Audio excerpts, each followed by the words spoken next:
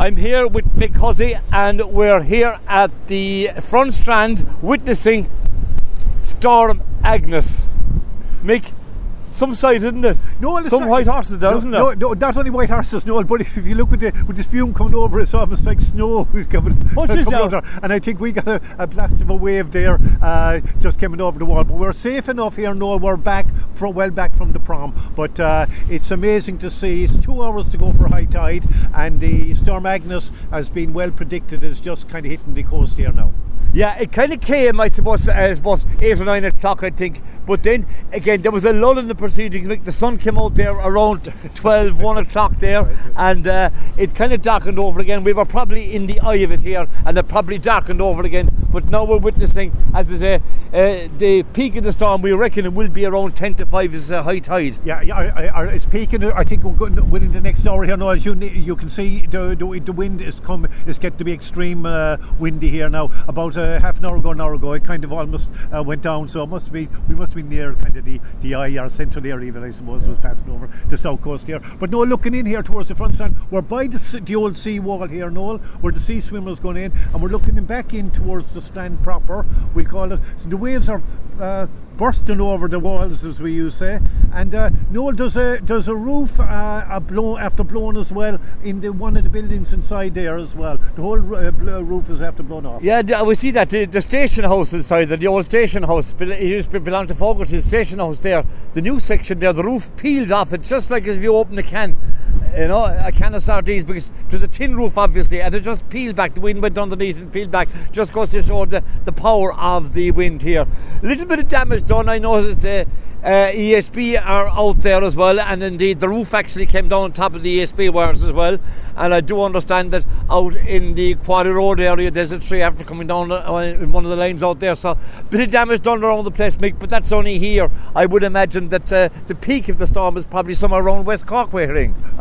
It is, Noel, but where we are, like you said, the roof is after peeling off. There's going on the ESB wires. No better man than yourself, Noel. You were an ESB linesman for the county, Cork and the Waterford. What's the procedure, Noel, when there's something like that? Do you turn off where do you turn off the mains for the electricity there, I suppose? Yeah, well, no, in a case like that, Mick, we're getting battered here with snow, spume or spray. But in a case like that, what happens is the safety of the public is paramount, and then the safety of the operators there. But you're right. Normally, what happens is the power is switched off straight away to that little section there, and it's made safe. That's the most important thing. It's made safe. And hopefully, it's just more wind. We hope rather than the rain, because there might be a lot of damage. There might be some damage more if for that particular building. On the will be. There'd probably be a lot more damage, I'd say, around the place, I would imagine. You can see Noel over there, look, just in the strand. It's a beautiful sight to see, really. But the palm trees, they're bending over. It's like something you'd see in Florida or something, or the Everglades during the storm. It is. I don't know the wind speed at the moment, but they're telling us about maybe 70 to 80 kilometres. At the moment, but that's like near the coast here. That's going to weigh very widely. But it's sustained, Noel. That was the thing. It's about 60 miles an hour in my language here. I'm kind of old school here, whatever you convert that into. But the fact that it's sustained, Noel, I think that's where the damage comes in. There's still some leaves in the trees as well. So there'll probably be some limbs down or something like that as well. But there's some sight, like when you see, like we look out at the sea here, like 364 days of the year, and we see it calm and benign.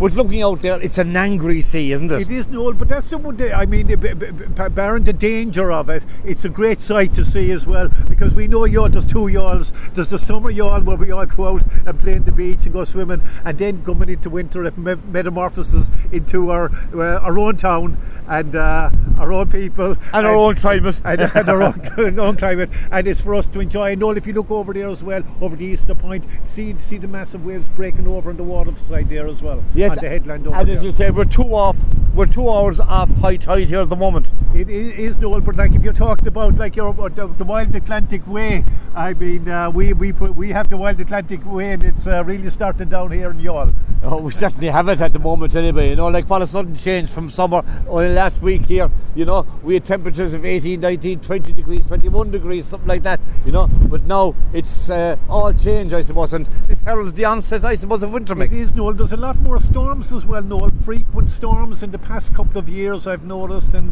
some of them are more intense. Whether it's climate change or not, I don't know, but there certainly seems to be a lot more, and they seem to be a little bit more aggressive.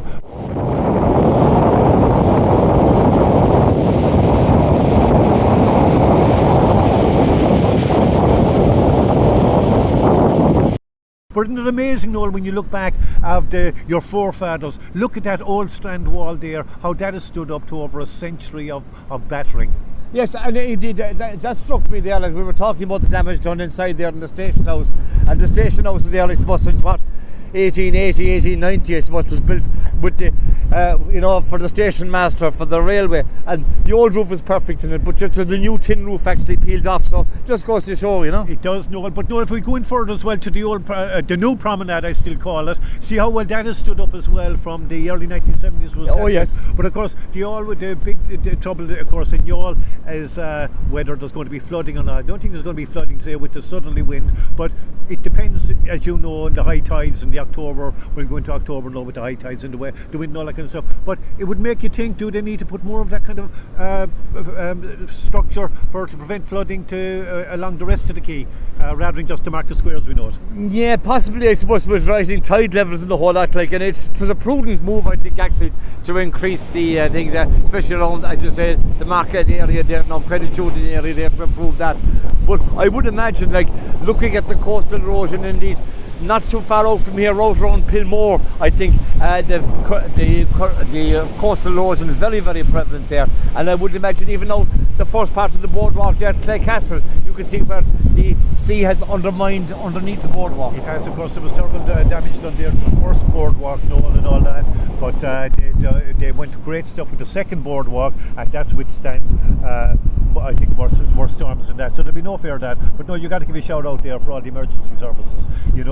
Just the ESB boys who just have to put electricity there to sort out that roof problem. But the fire brigade, the Coast Guard, the Gardaí, all the emergency services, they really come into play for things like this. And I know that we all have a laugh for Teresa Mannion, you know what I mean? Don't go in there, unnecessary journalism and all that, but she's right. Oh, it is, yeah. We have to take off our hats indeed for the, as I say, for the various emergency services around the place. Because in a situation like this, they really come into their own. And as we talk there now, the spume and the waves are coming right over the seawall here and heading towards the Strand buildings here. You can see huge waves out there, 8-9 foot high waves out there, I would imagine. And as I say, we're still 2 hours off. A little bit of a lull now. You can see the sky is starting to brighten a little bit, but that's usually kind of a brighten up, I suppose, before we get more wind and rain here, Mick. Yeah, but of course, Noel, again, you can't reiterate, we're well back here, Noel, but definitely the attraction, of course, that's the issue. The attraction of this is so exciting to see, but just don't go near the seaside because it's so dangerous. Okay, Mick, on that point. Well, Noel, it's like the two of us are like we're commenting on a match, but at the moment it's Storm Agnes 1. Youghal nil. We don't know what the end result will be. Anyway, for best of luck to your listeners. We'll wait and see.